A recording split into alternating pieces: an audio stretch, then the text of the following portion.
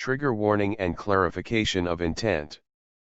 Nothing presented here is intended to demonize or vilify the general population of Jews, Christians, or Muslims. There is, however, a small minority of people within all these groups who knowingly or unknowingly conspire together to enslave all of humanity. This is the cult at the very core of these faiths/religions/belief systems/ideologies. It is my intent to free all humanity from this very small minority who today rule this world. I have no intention of inciting fear and/or hatred towards anyone loosely affiliated or associated with the aforementioned, self-defined, groups. In fact, it is not hatred for even the core cult leadership that I intend inciting. Rather, it is understanding.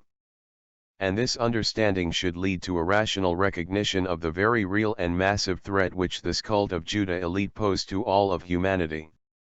I hope the result is not a paralyzing fear and chaotic violence against anyone associated with this cult, but rather a reasoned and rational, calm, cool-headed, investigation of the cult's leaders, via legal means, resulting in the disbanding of the cult of Judah, so that it may never again wage war on humanity. I wish to offer all the chance to give or withhold their informed consent for the actions, and plans, of the cult of Judah.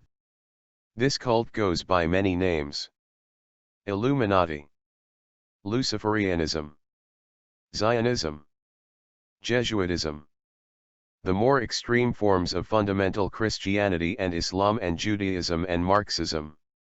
The Free Church, the Vegan Church, offers the way towards genuine freedom from the suffering that defines this planet, for all who seek freedom, truth, and justice, for all sentient beings. It is impossible to challenge people's conditioned beliefs without offending some people. In the same way, it is impossible to correct a mistake someone has made, or even seek to bring a criminal to justice, without offending them in some way.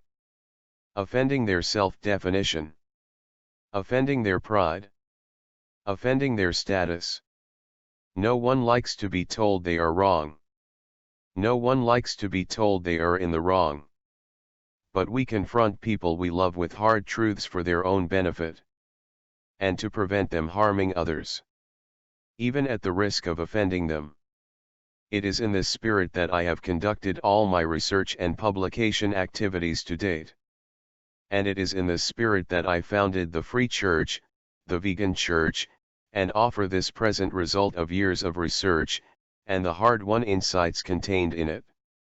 The religious canon of the Free Church, the Vegan Church, includes TrueNetNor publications and videos which have been banned in most Cult of Judah-occupied nations, and have been banned by the various Cult of Judah internet sites such as YouTube, Facebook, and online book publishing platforms such as Apple, Amazon, Smashwords, and Lulu.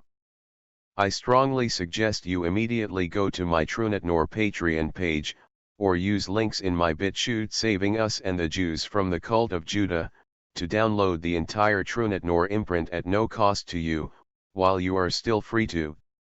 No matter what your taste in books, you will find something there of interest. I have spent years pleading with people to simply download these books, even if they have no intention of reading them. For one day you might wish to know what happened, and how you came to live in a prison state, a police state, as slaves to a tiny elite, as slaves to the Cult of Judah, New World Order. How cults manipulate their thralls. The average Jew or Christian or Muslim associates positive childhood experiences and feelings with the symbols of the cult they were born into, and whose dogmas, whose hearsay, as they were conditioned, from birth, to accept as incontrovertible, self-evident, beyond question, truth.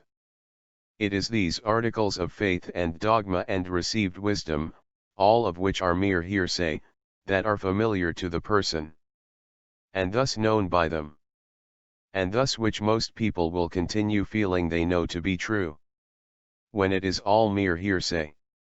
Gossip. However, they associate a lot of warm, fuzzy, nice, pleasant, rewarding, satisfying, comforting, feelings of security and pleasure with these cult dogmas, and the cult symbols associated with them. And thus most people celebrate their cult rituals and festivals and holy days as celebrations of family life, associating them with the love and comfort and security of their family, with these familiar things which they know. In fact, most people do not really grok the original meanings of these rituals and holy days and other celebrations and traditions.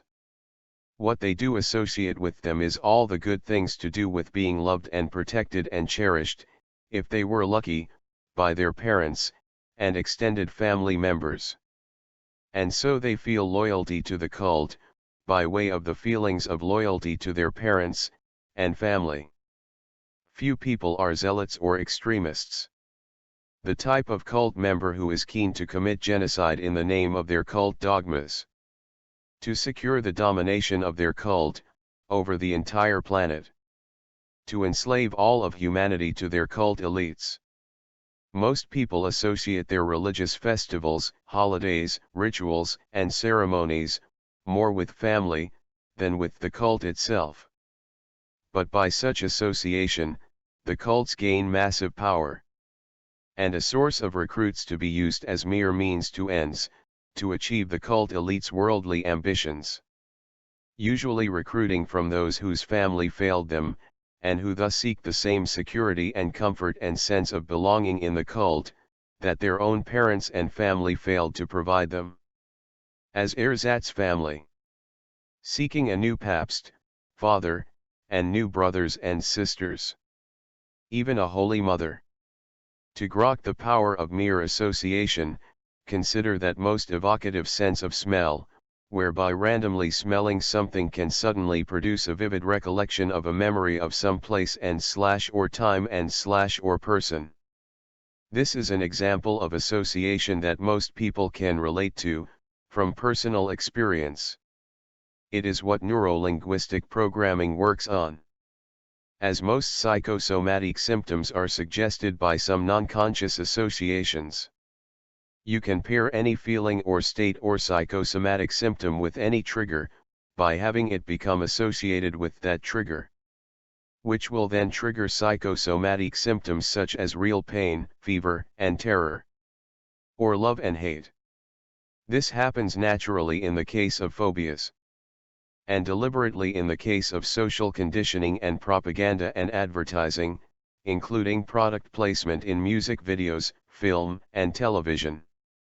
See my book Entertaining Beliefs for details on how you can use neurolinguistic programming to change your life for the better, and how you can use your understanding of it to avoid having it used against you as a weapon of deception, manipulation, and even to make you terminally ill.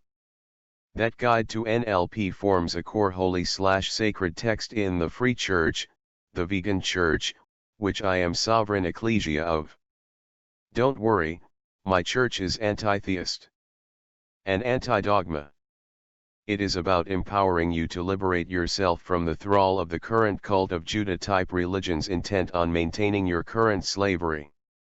When someone challenges a person's religious beliefs, what they trigger is a defense of family, and a trigger of fear of loss of face. When you criticize someone's beliefs, or merely challenge them, you are really challenging their definition of self. They take it as an attack on them personally. It is like telling them you are wrong, or you are a fool. You have been tricked. You are stupid. Whether their religious dogma consists of the official 9/11 conspiracy theory or the Holocaust or even the official COVID-19 narrative, or some earlier hearsay concerning oral traditions later written down and thus in a book, relating to characters such as Jesus and Mohammed and Moses and even God/Yahweh/Allah. Cults target children through their parents, and parents through their children.